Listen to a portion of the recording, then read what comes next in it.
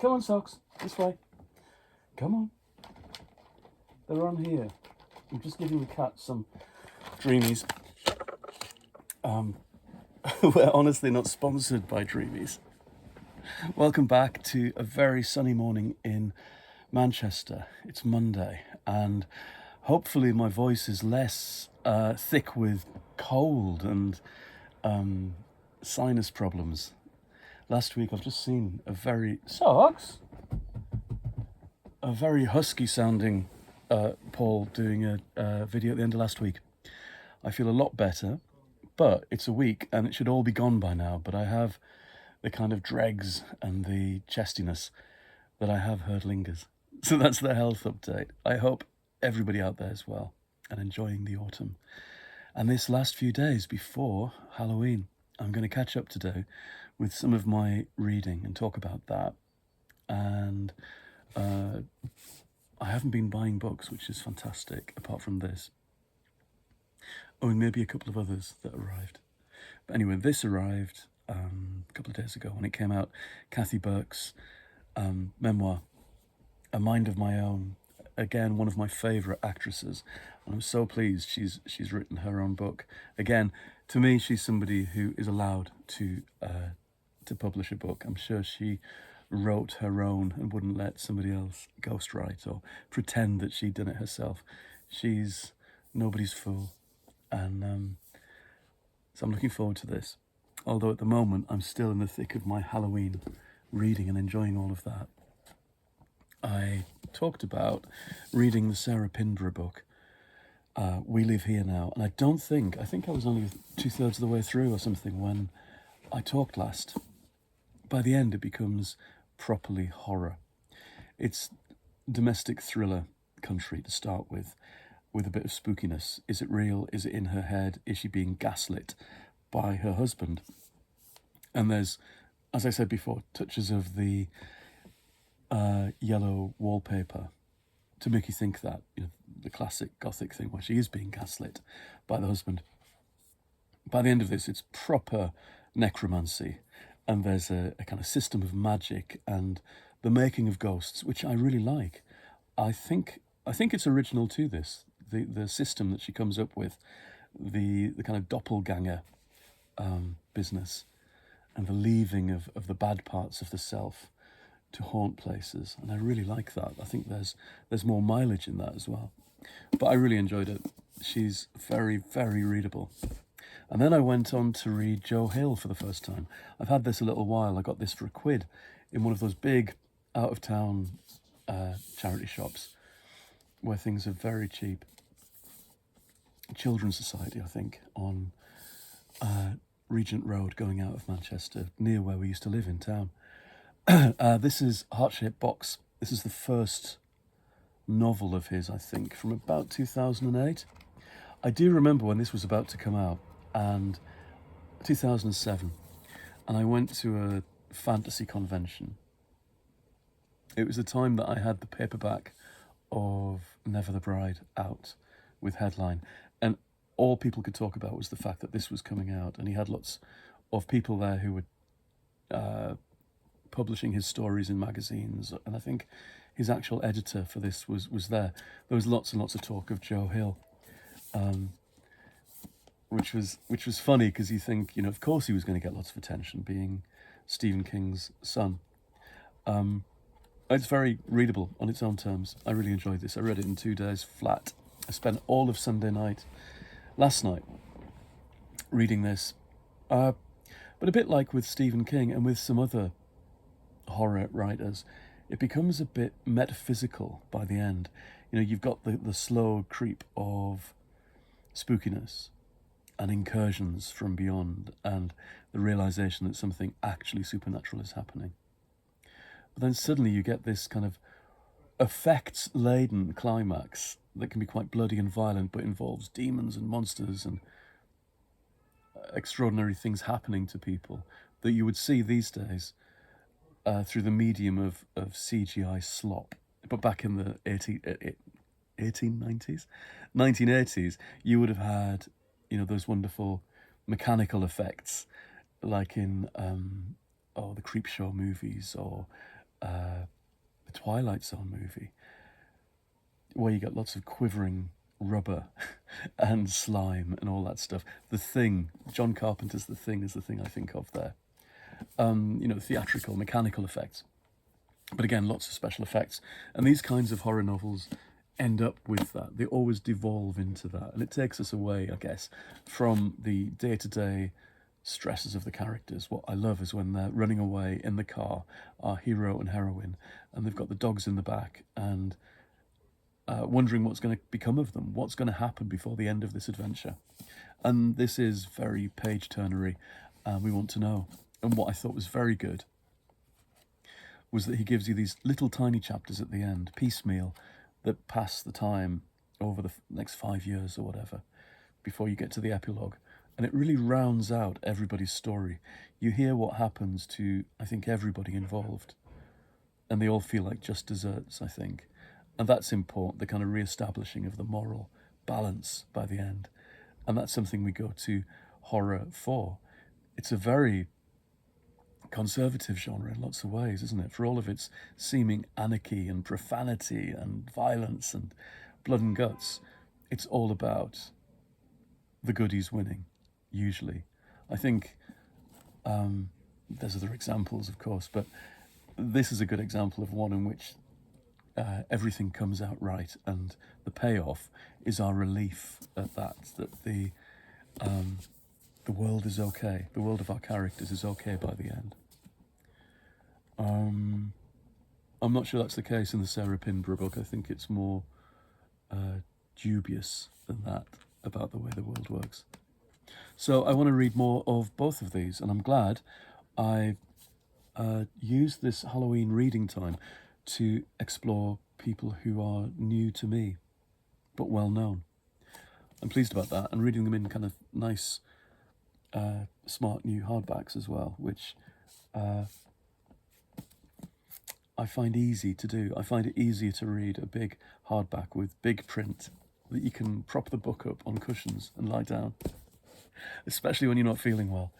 So I'm glad that I've read people new to me this Halloween, as well as rereading people like James Herbert. So it's been a very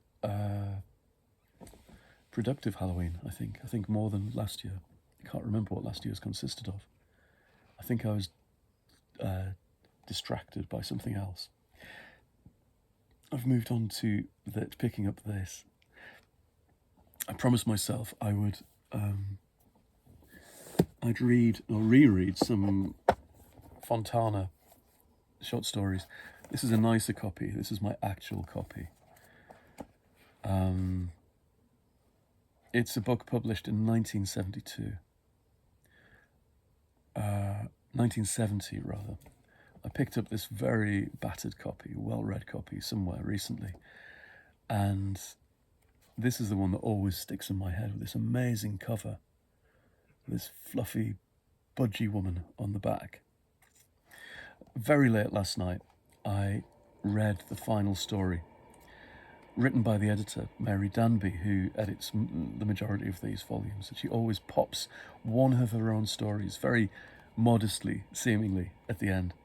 You bulk up the pages. But hers are always the best, and the most twisted and peculiar, I think. And her story in this is called Quid Pro Quo, about a house sitter in her 40s who's entrusted with the home of this frowsty old couple who go off golfing, and the house sitter is having an affair with a married man, and she takes what time she can with him and smuggles him into this house while she's house sitting, and he says we can have a few days away in Birmingham, and secretly, clandestinely, but she knows she has to look after the budgie. And for some reason she decides the best way of looking after the budgie and making sure it doesn't starve while she's away is just by wringing its neck right now.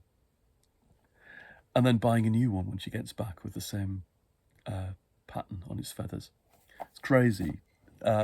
Anyway, she does it. And This is the story in which, this is spoilers, that I think we all talked about at school, that people knew about this story. The woman turns into a budgie, bit by bit. She shrinks and grows feathers and a beak and claws, and has to flap around looking for scraps so she doesn't starve in the house. It's a magical and very black-humoured story, especially the twist at the end. I wish the world was just and we felt as strongly about the stories of Mary Danby as we do about the tales of the unexpected of Roald Dahl. Roald Dahl was a snobby old git in so many ways, and his mordant gothic short stories are always about him or the him analogues in his stories being superior morally and ethically and intellectually to everybody else. So his stories are always a bit of a letdown in a way, because it's rigged, like snobbery rigs the world, for people like him to win through and do better than everybody else. Mary Danby writes black-humoured short stories in a similar genre, and I wish she had the same cultural space that Roald Dahl did, and I wish there'd been a TV show of Mary Danby's Tales of the Unexpected. So I'm going to stick with dipping into this. There's a classic Daphne du Maurier story. There's Ray Bradbury, Shirley Jackson's The Lottery, which I haven't read for years. There is a Roald Dahl, of course. Chetwynd Hayes and W.W. Jacobs.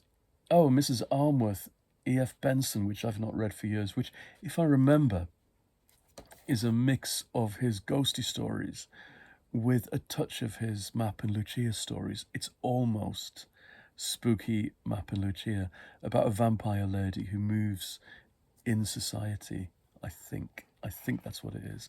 I might have to reread that one next to find out if I'm right. So, lots of fun. The Fontana series, I don't know how far it went on to. The latest one I've got here is 14th, but I think it went beyond this. 14th came out in 81. It couldn't have gone on much longer than that. But they were so good, and I wish we still had them. Right, I'm going to go back to reading. Lots of things happening, lots of stuff bubbling away, and hopefully I can tell you more soon. But I'm taking a little gap in writing at the moment. I've completed things, I'm waiting for stuff, and a little gap just for reading and thinking, which is nice. It's amazing. We went to see 1984 at the Garrick Theatre, Stockport on Saturday night. Our book club went, and the place was packed. It's a small theatre, about 150 people, whole place packed. The whole thing was so refreshing, though, because it was a beautifully done, intense, serious version of the play. The play written by, I forget who, adapted from the novel by George Orwell, and very cleverly, it's a play within a play, so you get an interesting time scheme, and it's compressed in a very interesting way, and it pushes the text forward. It's very, it focuses on the language in a very kind of interesting way. It lets you focus, it strips away action to focus on language, which is very important. Anyway, it was packed out with people. It's a very modest place. It's not glitzy. It's not corporate. It's not fancy like so many places are these days. It's very Stockport. Stockport has these places like it's gone. It's not the Ritz. It's the old cinema. And it's not the Rialto. And it's not the Roxy. It's the Plaza, which is a 1930s Art Deco cinema, which the people who cared about it got together and brought back to life. And it's glowing there, red and green, lit in the night, over the road from the Garrick Theatre. And they show old movies. They have a organ that rises out of the floor at the cinema, and upstairs they have a 1930s style cafe with waitresses in proper black and white, where they do afternoon teas. It's amazing. Again, very modest, very grassroots. It's the kind of stuff that people who live there want, like Stockport Market. Anyway, the theatre is of a piece with that, and I can't believe I'd never been before after living here for so long, for 20 years. And you see their posters, you see them advertising what they've got on, and they've got, plays on every few months. Wind in the Willows, this coming December. And just a feeling that the whole place is full of people who want to be there, seeing whatever's on. They're not having to be lured in and dragged in because somebody off the telly's in it, or it's based on an old film, the kind of big flashy commercial theatre stuff in town, or, like the Manchester festival, the Arty Festival, where they have to get in, Yoko Ono to ring some bells, except she's not even there. It's a recording of her doing an installation, and they all pay money to go and see it. I could take the piss out of arty events in Manchester forever. London would be even worse, I imagine. But I don't like these glitzy corporate star shagging things. I love the fact that this 1984 that we saw on Saturday was local, homegrown, impassioned, and real. It was real. So I loved that. And affordable, of course, as well. I think I paid £14 for my second row ticket. Just bliss. Right, I shall go. The cat hasn't come back to eat his dreamies. He's in a real sulk with me. Let me know below what you're up to and what you're reading, and I will be back quite soon. Goodbye.